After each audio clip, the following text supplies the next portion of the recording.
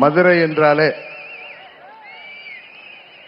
வீரத்திற்கும் விவேகத்திற்கும் பெயர் பெற்ற பூமி. மதுரை என்றாலே நமக்கு பாண்டிய மன்னர்களும் தமிழ் சங்கங்களும் தான் நினைவிலே வரும். எப்பேற்பட்ட மதுரை மாநகரிலே இன்றைக்கு நம்மோடு மாண்புமிகு பிரதமர் அவர்கள் சித்திரை திருவிழா போன்ற இந்த மாபெரும் மக்கள் கூட்டத்திலே கலந்து கொண்டிருக்கின்றார்கள். மதுரை என்றாலே புரட்சி தலைவர் எம்ஜிஆர் அவர்கள் நடித்த மதுரை மீட்ட சுந்தரபாண்டியன் ஞாபகத்திற்கு வரும். மதுரை மீட்ட சுந்தரபாண்டியன் அவர்கள் அடிமைப்பட்டு கிடந்த மதுரை பாண்டிய நாட்டை மீட்டெடுத்து கிட்டத்தட்ட 1200 ஆண்டுகளுக்கு முன்பு ஆட்சியை நிறுவினார்.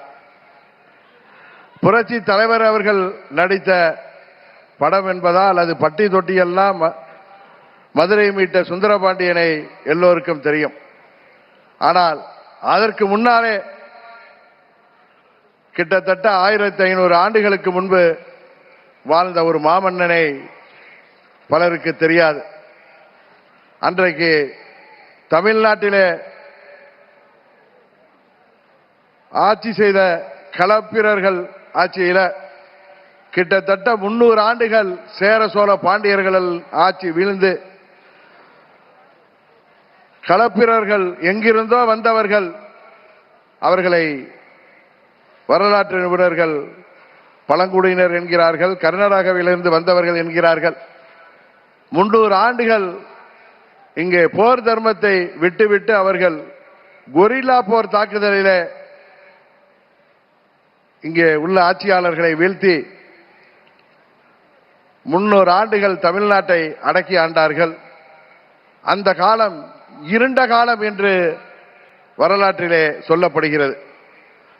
அந்த இருண்ட காலத்தை, அந்த களப்பிரர்களை முறியடித்து மதுரை தேசத்தை மீட்டெடுத்த ஒரு மாபெரும் வீரர் கடுங்கோன் பாண்டியன்.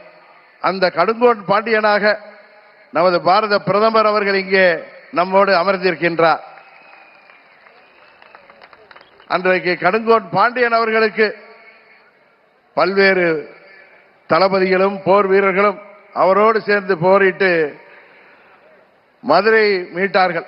அதுபோல இன்றைக்கு தமிழ்நாட்டிலே ஒரு இருண்ட ஆட்சியை, ஒரு மக்கள் விரும்பாத ஆட்சியை, எங்கும் கொலை, எங்கும் ஊழல், எதிலும் ஊழல் என்று தமிழ்நாட்டிலே சட்டம் ஒழுங்கு இருக்கிறதா என்று அனைவரும் பயந்து கொண்டிருக்கின்ற ஒரு ஆட்சியை, கொலை கொள்ளை, 2 வயது பெண் குழந்தையிலிருந்து வயது முதிர்ந்த மூதாட்டி வரை இன்றைக்கு பாதுகாப்பு இல்லாத ஒரு ஆட்சியை, எங்கும் போதை, பட்டி தொட்டி எல்லாம் போதை என்று மாணவர்களும் இளைஞர்களும் பாதிக்கப்பட்டிருக்கின்ற ஒரு ஆட்சியில ஊழலை தவிர வேற ஒன்றும் இல்லை என்று இங்கே மக்கள் வருந்துகின்ற ஒரு ஆட்சியில,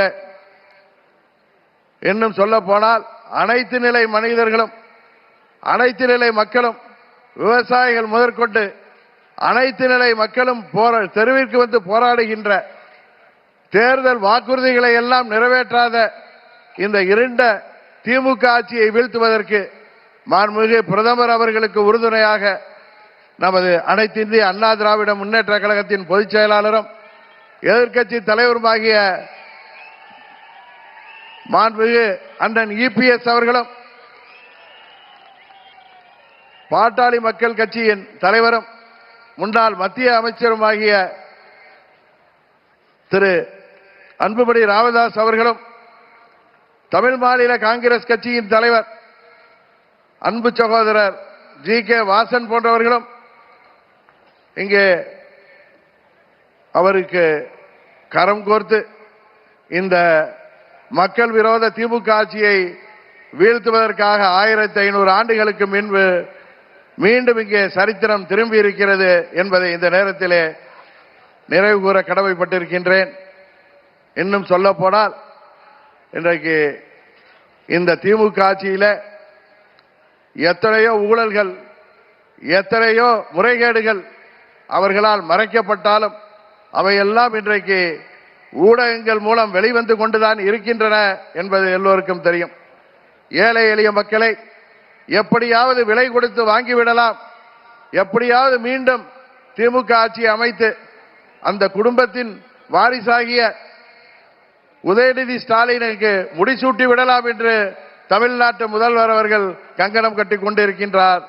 ஆனால் இந்த களப்பிரர் ஆட்சி போன்ற தமிழகத்தின் இருண்ட ஆட்சியாக விளங்குகின்ற திமுக ஆட்சியை உறுதியாக தேசிய ஜனநாயக கூட்டணி வெற்றி பெறும், அந்த திமுக கூட்டணி ஆட்சியை முடிவுக்கு கொண்டு வருவோம் என்று சொல்லி நாம் அனைவரும் ஒற்றுமையுடன் வருகின்ற தேர்தலிலே 234 தொகுதிகளிலும் நமது கூட்டணி வேட்பாளர்கள் வெற்றி பெற உழைத்திட வேண்டுமாய் பணிவன்போடு கேட்டு விடைபெறுகிறேன். நன்றி, வணக்கம்.